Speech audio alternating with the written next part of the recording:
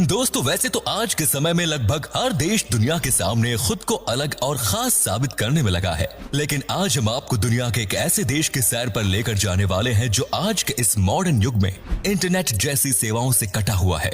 7 लाख से अधिक जनसंख्या वाले इस देश के लोगों को पेड़ों से बहुत ज्यादा लगाव है। भारत, तिब्बत और चीन की सीमा से सटा हुआ ये देश आज तक किसी भी देश का गुलाम नहीं बना। दुनिया के गरीब देशों की लिस्ट में शामिल इस देश में कोई भी व्यक्ति भीख मांगते हुए नहीं दिखाई देगा और ना ही यहाँ पर कोई भी व्यक्ति आपको बेघर मिलेगा। इसकी वजह है यहाँ के लोगों की दयालुता और उनकी सभ्यता। तो चलिए आज इस देश की सैर पर चलते हैं और जानते हैं इस देश के बारे में कुछ दिलचस्प फैक्ट्स।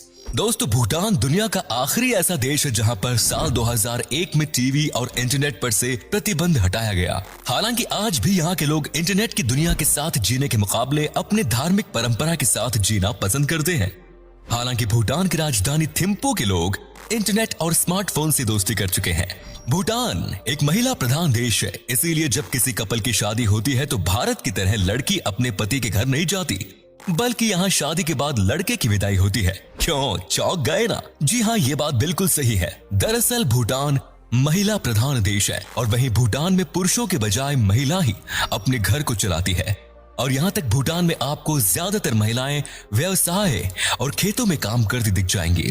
दोस्तों भूटान में हर नागरिक का जन्मदिन एक ही दिन मनाया जाता है। जी हाँ, यहाँ साल के पहले दिन यहाँ के नागरिक अपने जन्मदिन के तौर पर मनाते हैं। भूटान की राजधानी थिम्पू में आपको एक भी ट्रैफिक लाइट देखने को नहीं मिलेगी, क्योंकि यहाँ के लोग इतने समझदार हैं जिन्हें ट्रैफिक लाइट्स की जरूरत ही नहीं। शायद भारत में भी ऐसा हो पाता। दोस्तों आपको बता दें कि यहाँ पर तंबाकू और पॉलीथीन पूरी तरह से प्रतिबंधित है। यही वजह है कि आपको भूटान में पॉलीथीन देखने को नहीं मिलेगी। आपको भूटान के बारे में ये बात जानकर हैरानी होगी कि भूटान का असली नाम भूटान नहीं, भूटान को सिर्फ इंग्लिश भाषा में भूटान बोला जाता है, जबकि यहाँ का स्थानीय नाम ड्रुक युल है, जिसका मतलब है ड्रैगन का देश। पूरी दुनिया में भूटान एक अकेला ऐसा देश है जहाँ के लोगों पर पर्यावरण संरक्षित रखने का दायित्व है और वहाँ के नागरिक अपनी इस जिम्मेदारी को बखूबी निभाते हैं। जैसा कि हमने आपको पहले भी बताया था कि यहाँ के लोगों को पेड़ पौधों से खासा लगाव है। साल 2015 में भूटान के लोगों ने 1 घंटे में 50,000 पेड़ लगाने का रिकॉर्ड बनाया, जो गिनीज बुक में दर्ज है। भूटान का 70% हिस्सा पेड़ पौधों से घिरा हुआ है। इसके पीछे की वजह यह है कि यहाँ के संविधान में इस बात का जिक्र किया गया है कि भूटान में 60% में हिस्से में पेड़ पौधे होने चाहिए। है ना कमाल की बात? इसी बात पर एक लाइक बनता है। दोस्तों भूटान में पारो नाम का एकमात्र अंतर्राष्ट्रीय हवाई अड्डा है जो दुनिया के सबसे खतरनाक हवाई अड्डों में से एक है। भूटान एशिया का सबसे छोटा देश है जो हिमालय पर्वतों से घिरा हुआ है। इसकी खासियत की वजह से भूटान बाकी देशों से अलग है। यहाँ के 90% लोग बौद्ध धर्म को मानते हैं। आपको जानकर हैरानी होगी कि कुछ सालों पहले भूटान में पर्यटन की अनुमति नहीं थी। इसके पीछे की वजह ये थी कि यहाँ लोग अपनी बौद्ध परंपराओं को संरक्षित रखना चाहते थे, लेकिन आज के समय में वहाँ पर्यटन के सारे प्रतिबंध हटा दिए गए। लेकिन भूटान ने यहाँ के पर्यटन को महंगा जरूर कर दिया। यहाँ घूमने के लिए आपको यहाँ के लाइसेंस प्राप्त गाइड को हायर करना होगा, जिसका प्रति व्यक्ति चार्ज 200 से लेकर $250 प्रतिदिन है। लेकिन अगर आप भारतीय हैं तो आपके ऊपर ये नियम लागू नहीं होता। लेकिन भारतीयों को भी भूटान जाने से पहले परमिट की जरूरत होती है, जो केवल 7 दिनों के लिए वैलिड होता है, जिसमें आप केवल पश्चिमी भूटान में यात्रा करने की अनुमति दी जाएगी। इसके पीछे की वजह यह है कि वहां की सरकार पर्यटन से बचती है। उन्हें लगता है कि बाहरी लोगों के आने से उनकी सभ्यता खतरे में आ सकती है। यहाँ के लोग वाकई में बहुत क्रिएटिव होते हैं। भूटान में आपको एक से बढ़कर एक किले मिल जाएंगे जो बड़ी खूबसूरती से पहाड़ों पर बनाए गए हैं। इसके साथ ही यहाँ के होटल्स भी बड़े शानदार होते हैं, जिनका आर्किटेक्चर देखने लायक है।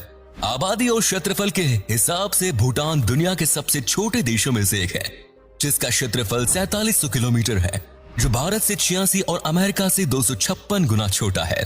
दोस्तों भूटान ऐसा देश है जहां पर दुनिया का सबसे ऊंचा पहाड़ मौजूद है। इस देश के लोगों का राष्ट्रीय खेल तीरंदाजी और डॉटर्स है। भूटान में आने वाले टूरिस्ट्स 6 किलोमीटर से ज्यादा ट्रैकिंग नहीं कर सकते, क्योंकि वहां के लोगों का मानना है कि ऊंचे पर्वतों पर अलौकिक शक्तियों का निवास है। इसीलिए आज तक भूटान के गंगाखर पर्वत पर किसी ने ट्रैकिंग नहीं की। भूटान में एक अच्छी बात यह भी है कि यहाँ किसी लुप्त प्रजाति के जानवरों को मारने पर उम्र कैद का प्रावधान है। दोस्तों यहाँ के ज्यादातर लोग बौद्ध धर्म के अनुयायी हैं, इसीलिए यहाँ के लोग शांत किस्म के होते हैं, जिनके अंदर लड़ाई झगड़े जैसी कोई आदत देखने को नहीं मिलती।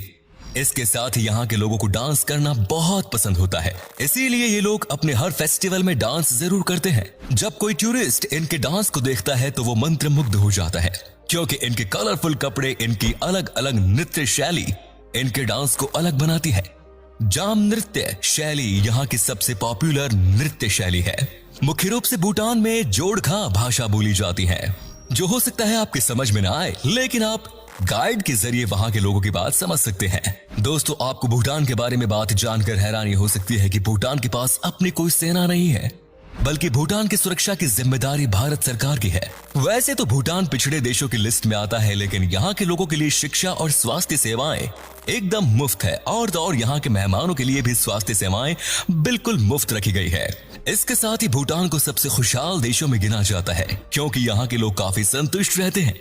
उन्हें दुनियादारी से कोई मतलब नहीं, वो बस अपने में ही खुश हैं। भूटान की एक और चीज जो यहाँ आने वाले पर्यटकों का ध्यान अपनी तरफ खींचती है, वो है यहाँ बनाए जाने वाला खाना। मिर्च मसालों को यहाँ हर डिश में इस्तेमाल किया जाता है। भूटान में आपको खाने के लिए बहुत सारी डिश मिल जाएगी, जिनमें एम्मा, दच्ची, शाकंपा, फक्शापा, पुटा आदि शामिल है। चलिए अब आपको भूटान की उन जगहों से रूबरू करवाते हैं जहां घूमने के बाद आपकी आत्मा तृप्त हो जाएगी। इस लिस्ट में सबसे पहले हम बात कर लेते हैं भूटान के सबसे बड़े शहर थिम्पू की, जो भूटान की राजधानी भी है, जहां घूमे बगैर भूटान की यात्रा अधूरी रह जाती है। वांगचू नदी के किनारे समुद्र तल से 2400 किलोमीटर की ऊंचाई पर बसे इस शहर के केंद्र में 4 समानांतर सड़कें बनी है। यहाँ आपको बाजार, राष्ट्रीय कार्यालय और खूबसूरत बगीचे देखने को मिलेंगे।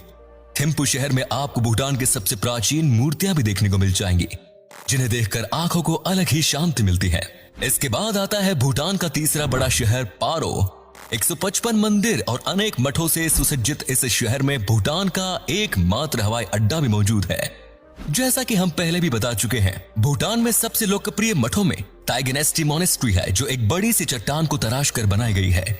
यहाँ आने वाला हर टूरिस्ट एक अलग ही शांति में डूब जाता है। इसके अलावा पारो में रेड बम्प जोन, भूटान का राष्ट्रीय म्यूजियम भी घूमने के लिहाज से बेहद उम्दा स्थान है।